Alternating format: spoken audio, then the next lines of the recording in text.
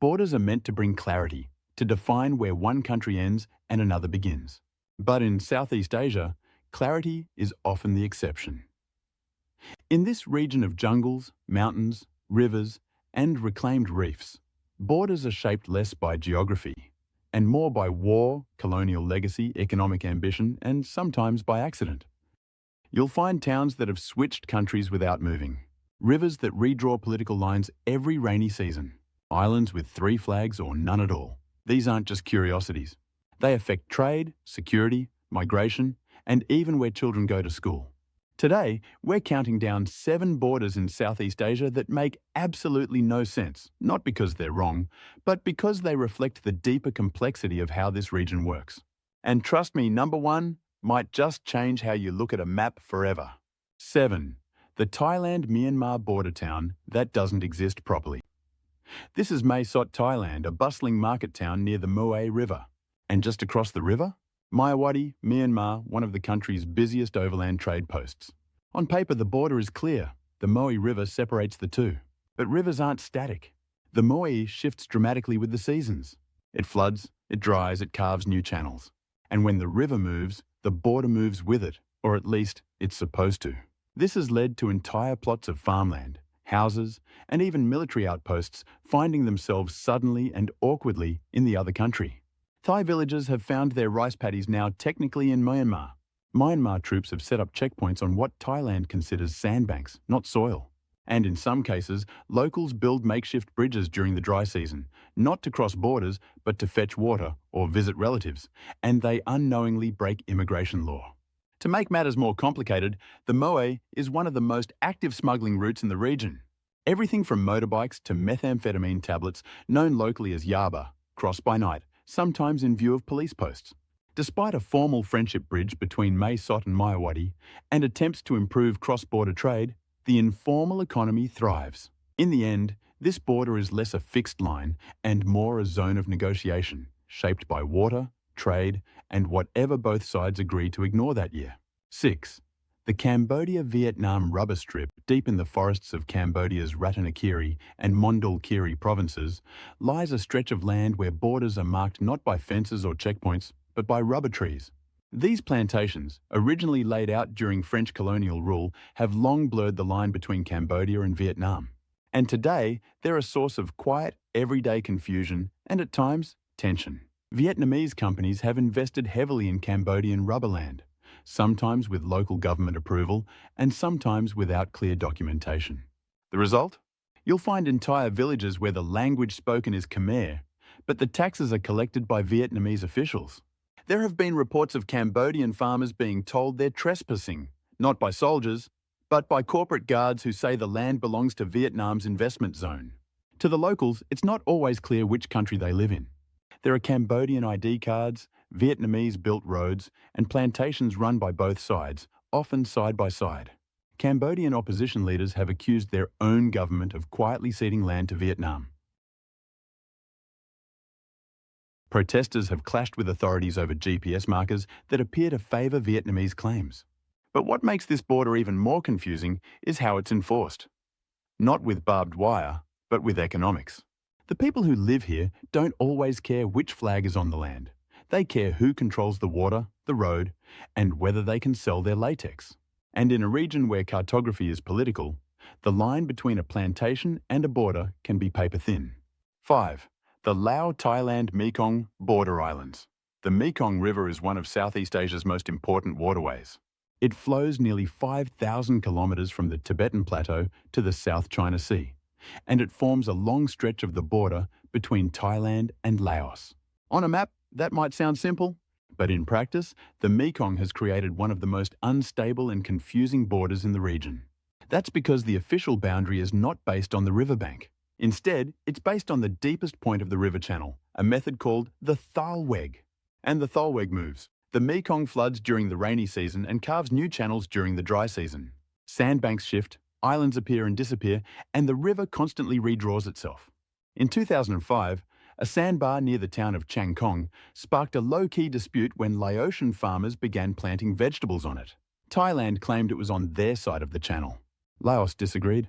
These types of incidents don't make global headlines, But they affect real people, especially farmers and fishermen who rely on the river for their livelihoods. In many villages along the Mekong, land titles are vague, and GPS doesn't help, because the river doesn't follow a straight course.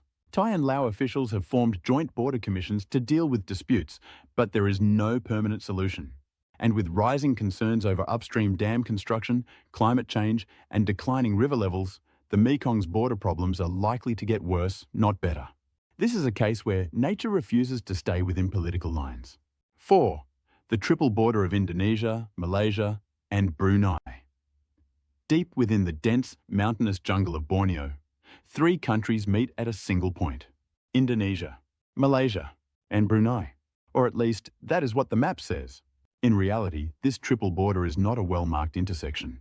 It is a remote region with very few official markers, difficult terrain, and long-standing confusion over exactly where one country ends and another begins. The area is so isolated that even military patrols struggle to access it regularly.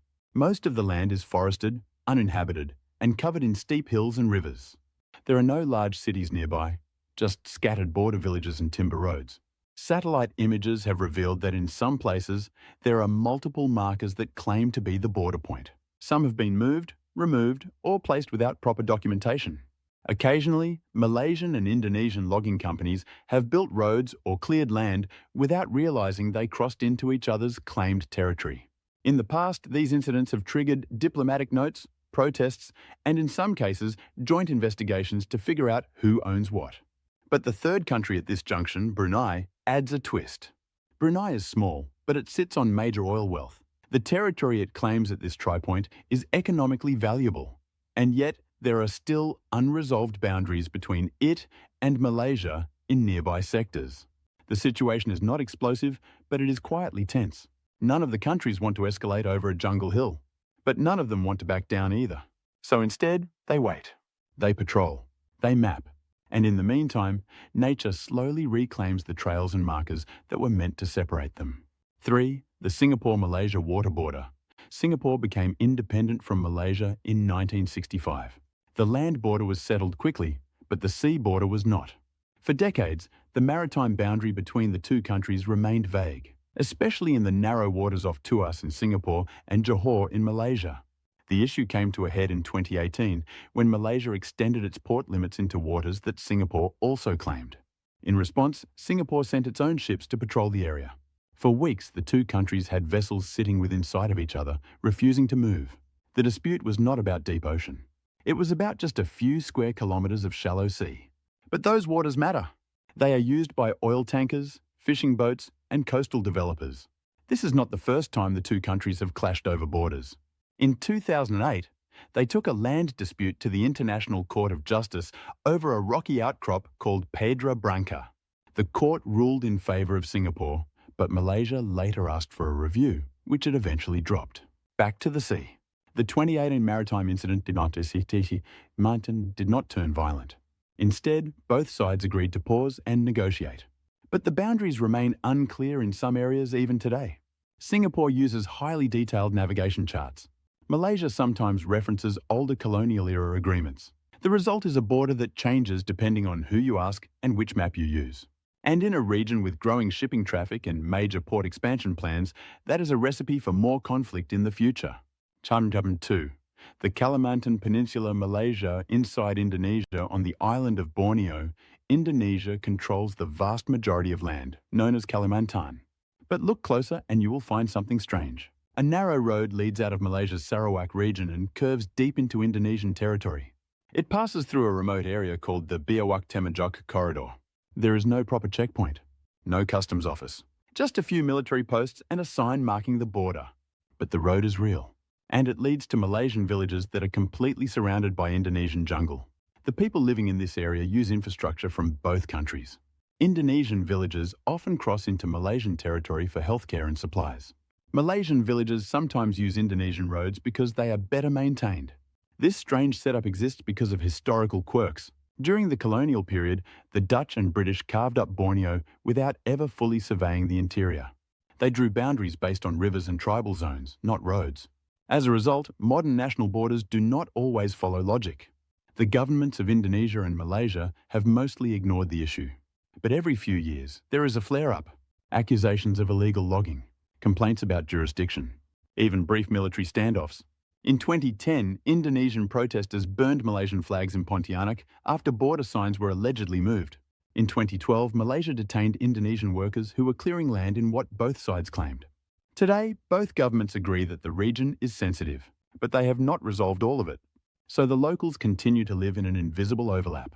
They cross international borders on motorbikes without realizing it. And in this part of Borneo, nationality is often less important than who maintains the road. 1. The Spratly Islands puzzle. In the middle of the South China Sea lies a cluster of islands, reefs, and submerged rocks known as the Spratlys. On a map, they may seem insignificant. Many are too small to walk across. Some disappear at high tide. But these tiny landforms have become one of the most heavily contested borders on Earth. At least 6 countries claim parts of the Spratly Islands. The Philippines, Vietnam, Malaysia, China, Taiwan, and Brunei all have overlapping claims. Some claims are based on history. Others are based on exclusive economic zones or continental shelf arguments. The result is a mess. China claims nearly the entire South China Sea under what it calls the 9-dash line. The Philippines claims territory based on proximity. Vietnam cites historical maps. Malaysia and Brunei point to the United Nations Convention on the Law of the Sea. To enforce these claims, countries have started building. China has constructed artificial islands with runways, radar towers, and harbours. Vietnam has expanded its outposts on rocky platforms. The Philippines maintains a shipwrecked Navy vessel as a makeshift base. It is not just about land. It is about control of fishing waters, oil and gas reserves, and shipping lanes. Over 1/3 of global trade passes through the South China Sea. This makes the Spratlys far more than a border dispute. They are a stage for regional power competition. Naval patrols, Coast Guard standoffs, and even military drills happen regularly in these waters. At times, fishing boats have been rammed or seized. Aircraft from different countries fly within meters of each other. Yet there is no international agreement, no clear boundary, no shared map. Just claims, warnings, and concrete built on coral. In the Spratlys, there is no fixed border. There is only what each country can build, defend, or convince others to accept. Borders are often thought of as fixed lines, drawn on maps, guarded by posts, backed by law. But in Southeast Asia, borders are rarely so simple. They are shaped by rivers that move, colonial decisions that ignored local realities, and economic deals that redraw control without ever changing a flag. In some places, the line is a fence. In others, it is a riverbank, a sandbar, or just a patch of forest someone forgot to survey. These borders affect real lives. They determine who collects taxes, who provides schools and roads, who owns the land beneath someone's feet. And yet many of these lines are unresolved, unmarked, or simply ignored. This is not just a story about geography. It's a story about identity, politics, and power. If you enjoyed this episode of Nowhere Specific, consider subscribing for more countdowns and deep dives into the places and systems that shape our world, even if the lines are blurry. Thanks for watching, and stay curious.